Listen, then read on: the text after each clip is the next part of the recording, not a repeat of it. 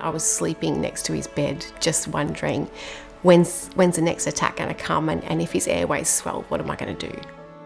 It all started when Levi was about 2.5 years old, and he first started having some strange symptoms that were quite spontaneous. He'd have swelling in the stomach, which would just make him vomit profusely. That would last 4 or 5 hours often. We've had times when his eyes have swelled shut. He's had hands that he can't use because they're so swollen, and the airways as well, which has been really frightening. 2 or 3 times a month, we'd be calling an ambulance and rushing Levi to the hospital.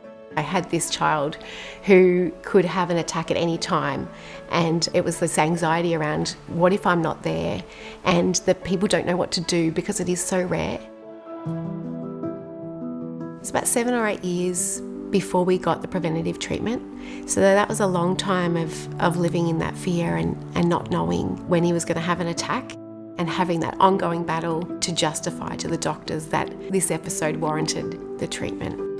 Life before medication, it wasn't just hard for me, it was hard for the whole family, because if we wanted to go do something, we would always have to be, okay, is Levi okay? Are we ready if Levi has a swell? Having prophylaxis treatment to HAE has radically changed our lives. I forget what it was like because now we are living so normally and so freely. The anxiety is lifted and Levi is a normal teenager. But before prophylaxis, there were so many things he couldn't do. He couldn't be involved in things. He couldn't go away from home. He couldn't be without his family. Now he goes off on school camps, he plays in sports, he can go to a friend's house without that fear of having an attack. I was so fearful when he was younger about what his life would look like, and would this be an ongoing battle that he has to live with?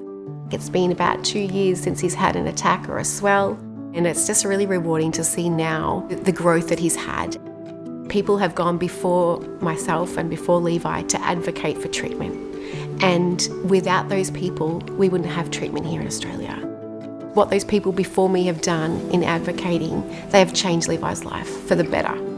Any child or adult with hereditary angioedema should have equal access to this treatment. This is a life-changing treatment where people can just enjoy a normal life and we can take away that suffering. I feel bad for the people that don't have treatment. It changed my life, it should change theirs.